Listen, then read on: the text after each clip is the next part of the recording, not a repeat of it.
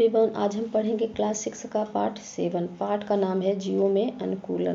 पहले पार्ट से लेकर 6वें पार्ट तक जो भी क्वेश्चन बन सकते थे मैंने पिछले वीडियो में डाल दिया है, लेकिन 7 में अच्छा कुछ खास नहीं है जो भी इसमें प्रश्न कोई भी बन सके। तो आइए इसमें देखते हैं कि हाँ, इसमें कोई वैसा खास क्वेश्चन बनने वाला नहीं है। देखिए इसमें लिखा है कि ये ब्लैक में जो भी कुछ लिखा है आप इसमें देख सकते हैं कि जली जीव। तो जली जीव जैसे मछली, सिंघाड़ा, जलकुंभी, कमल, ये सब जली में आ जाएंगे। स्थली में लिखा गया है कि गाय, बकरी, बैल, कुत्ता, बिल्ली, नीम, आम, अमरूद, महुआ आदि जो भी वस्तुएं या जीव स्थान पे पाए जाते हैं, पेड़ पौधे वो सब। भूमि पर अनेक प्रकार के वास स्थान है, कहीं जंगल है तो कहीं पहाड़ है, कहीं हरे भरे मैदान है तो कहीं रेगिस्तान है। यहाँ पे देख सकते हैं कि पौधे एवं जंतु रेगिस्तान में भी पाए जाते हैं। रेगिस्तान में पाए जाने वाले जो जीवों को मरुस्थली जीव कहते हैं। ऊंट मरुस्थल में पाए जाने वाला जंतु, बबूल व नागफनी मरुस्थल में पाए जाने वाले हैं पौधे हैं। अब उसके बाद देखिए यहाँ पे लिखा है कि कुछ जीव ऐसे होते हैं जो जल और स्थल दोनों में पाए जाते हैं, उन्हें उभयचर कहते हैं। उसके बाद जलीय अनुकूलन में आपने देखा होगा कि धान को रोपते समय तथा अधिक देर तक कपड़ा धोते समय हमारे हाथ तथा पैर की त्वचा, चमड़ी जो है सिकुड़ जाती है। क्या इस तरह जलीय जंतु, मेढक, मछली की त्वचा भी ऐसा हो जाता होगा? तो हमारे हाथ तथा पैर की त्वचा इसलिए सिकुड़ जाती है क्योंकि हमारा शरीर पानी में रहने के अनुकूलित नहीं है, परंतु जलीय जीवधारियों का शरीर पानी में रहने के लिए अनुकूल होता है। तो जलीय जो जीव होते हैं उनका शरीर पानी में रहने के लिए अनुकूल होता है।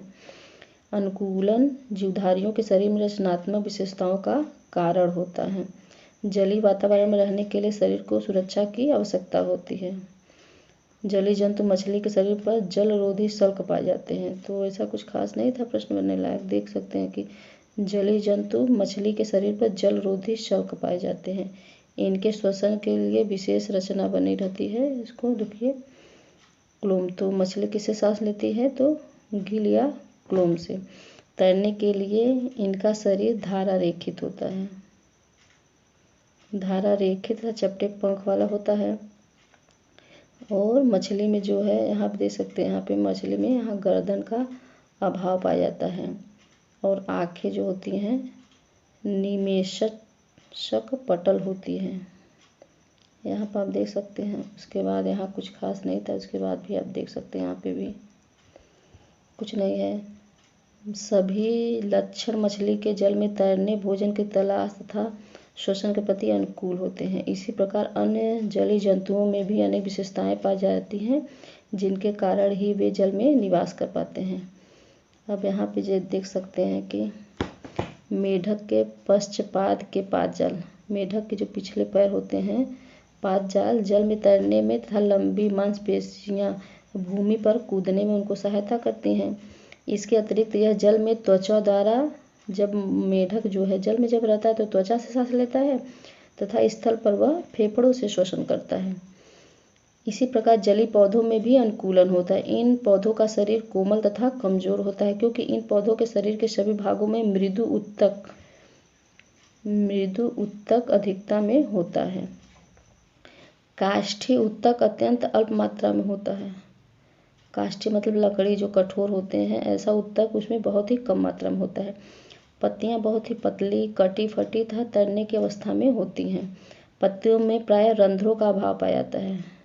इन पौधों में जड़ तंत्र अल्प विकसित होते हैं। जैसे जमीन पर रहता है, देखते हैं जड़ कहाँ बहुत दूर दूर तक जाते हैं, लेकिन पानी में रहने वाले जो पौधे होते हैं उनकी जड़ें बहुत ही सीमित, बहुत ही छोटी होती हैं। तना, पर्णवृंत, पत्तियाँ जो हैं वायुकोश होते हैं इन सभी में, जो भी जलीय पौधे होते हैं। अब यहाँ पे जैसे आप देख सकते हैं सिंघाड़ा, ये भी पानी है, जलीय पौधा है। वेलिसनेरिया देखिए, इसकी रिबन की जैसी पत्तियाँ हैं, लंबी लंबी देख सकते हैं आप। और हाइड्रीला, ये सब जलीय पौधे हैं। जलीय पौधों के सभी भागों पर जलरोधी मोम या उपचर्म की परत पाई जाती है। मोम की तरह चिकनी, देखते होंगे कि अगर पानी डालते हैं पत्ती में तो ऐसे गोल गोल उसमें बन जाता है चमकीला सा, तो पानी एकदम पत्ती भीगता नहीं है। ये जो होता है पानी में सड़ने से पत्ती को बचा लेते हैं। तो जैसे सिंघाड़ा, वैसलेनेरिया, हाइड्रेला था, कुमुदनी, ये सब हो गया पौधों का। स्थलीय अनुकूलन में देख सकते हैं कुछ वैसा है नहीं।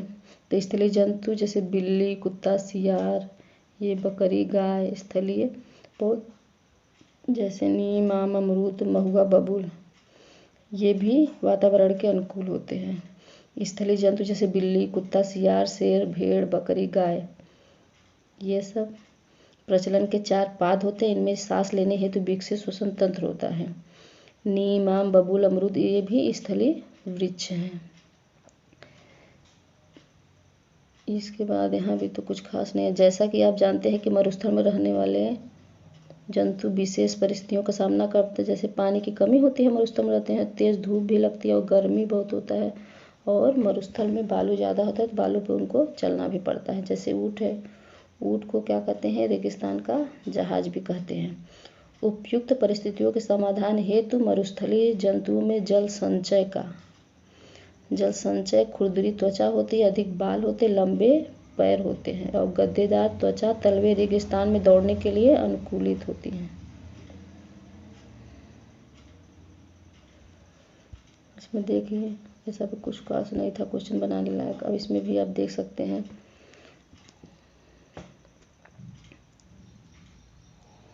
मरुस्थलीय पादपों में अनुकूलित हेतु निम्नलिखित विशेषताएं होती हैं। क्या होता है देख सकते हैं मरुस्थली में, ये सारे जैसे नागफनी है, जैसे यहाँ देख सकते हैं नागफनी है, चिकवार है, सतावर है और मणभंडा है, ये सब सारे मरुस्थलीय पौधे हैं।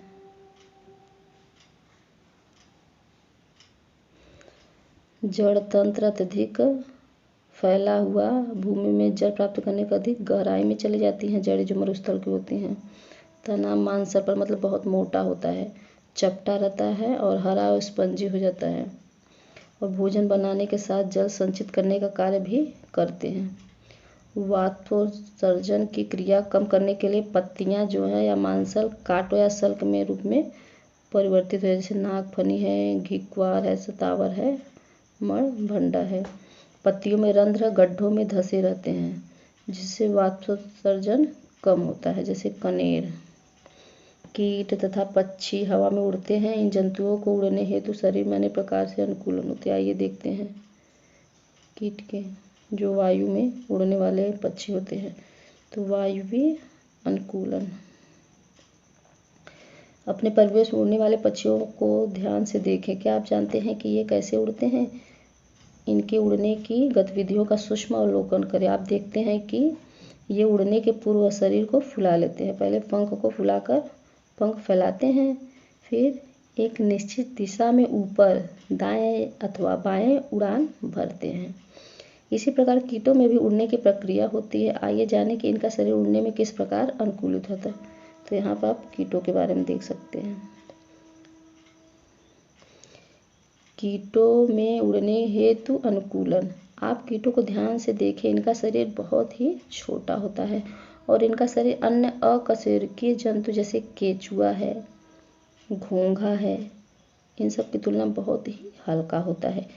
जब ये उड़ते हैं तो 2 जोड़ी पंख फैला लेते हैं अपनी। इनके शरीर में श्वास रंध्र होते हैं जिनसे शरीर में हवा भरती और निकलती है। इनका शरीर इतना हल्का होता है जैसे इसी कारण इनका शरीर बहुत ही हल्का होता है। जैसे तितली है, मधुमक्खी है, घरेलू मक्खियाँ हैं। देखिए पक्षियों में उड़ने हेतु अनुकूलन क्या है।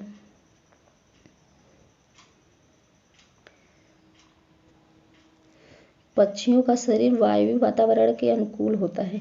इनके शरीर का आकार नौकाकार होता है। यहाँ आप देख सकते हैं, आप लिखा है कि शरीर का आकार जो पक्षियों को होता है नौकाकार और धारा रेखित होता है। क्या आप जानते हैं कि इनके अग्रपाद ही पंखों में रूपांतरित होते हैं? अग्रपाद जो है पक्षियों के पंखों के रूप में रूपांतरित हो जाते हैं, जो उड़ने में उनको सहायता करते हैं। इनकी अस्थियां खोखली होती हैं। पक्षियों की जो अस्थियां होती हैं बहुत ही खोखली होती हैं और उनमें वायु भरी होती है, जिनके कारण उनका शरीर बहुत ही हल्का होता है। फेफड़ों से जुड़े वायु कोशों में हवा भर जाती है, जो उड़ते समय शरीर को हल्का रखते हैं। इस तरह का विशेष रूपांतरण केवल पक्षियों में होता है, जैसे तोता है, कबूतर है, गौरैया आदि। इससे स्पष्ट हो गया कि कीटों और पक्षियों में उड़ने के लिए विशेष अनुकूलन होता है। आपने डायनासोर के बारे में तो सुना होगा। ये लाखों वर्ष पहले पृथ्वी पर पाए जाते थे, परंतु आज नहीं पाए जाते हैं। ऐसे ही कई जीवों की प्रजातियां विलुप्त हो चुकी हैं। कई नई प्रजातियों का उद्भव भी हुआ है। विलुप्तीकरण एवं उद्भव प्रक्रिया में वातावरण में होने वाले परिवर्तन तथा उसके लिए अनुकूलन विशेष महत्व रखते हैं। यहाँ पे देखते हैं, देख सकते हैं कुछ खास तो इसमें भी नहीं है। यहाँ देख सकते हैं आप कि ऊँट जो होता है लंबे पैर, मोटे गद्देदार तलवे, मरुस्थल में रहते हैं और दौड़ने के लिए वो पैर जो होते हैं उनको अनुकूलित बनाते हैं। पक्षियों के पंख हवा में उड़ने में सहायता करते हैं। सजीवों में अनुकूलन रूपांतरण कैसे होता है ये देखते हैं। सभी जीव अपने निश्चित निवास क्षेत्रों में वास करते हैं। यदि इनके निवास में परिवर्तन होता है तो उन्हें कठिनाइयों का सामना करना पड़ता है और अधिक प्रतिकूल दशाएं होने पर वे मर भी सकते हैं। जैसे मछली को पानी से बाहर निकाल दे तो क्या होता है, इसी प्रकार आम के पौध को तालाब में रोप दे तो क्या होगा। क्या आपने कभी ऐसा सोचा है कि जल के बाहर आते ही मछली क्यों छटपटाने लगती है और आम का पौधा पानी में क्यों सड़ जाता है? दरअसल पानी जल में घुली ऑक्सीजन को गिल क्लोमों से, ये जो मछली होती है गिल अपने क्लोम से ऑक्सीजन को ग्रहण कर लेती है। जल से बाहर निकालने पर वह सांस नहीं ले पाती और मर जाती। इसी प्रकार यदि आम के पौधे में को पानी में रोप दिया जाता है तो आम की जड़ें जो है श्वसन क्रिया नहीं कर पाती हैं और पौधे समाप्त हो जाते हैं। प्रत्येक जीवधारी को किसी निवास स्थान पर रहने के लिए उपयुक्त दशाएं आवश्यक है। इन्हीं उपयुक्त दशाओं के अनुसार जीवधारी में अपने को ढालने की क्षमता का विकास होता है, जिसे अनुकूलन कहते हैं।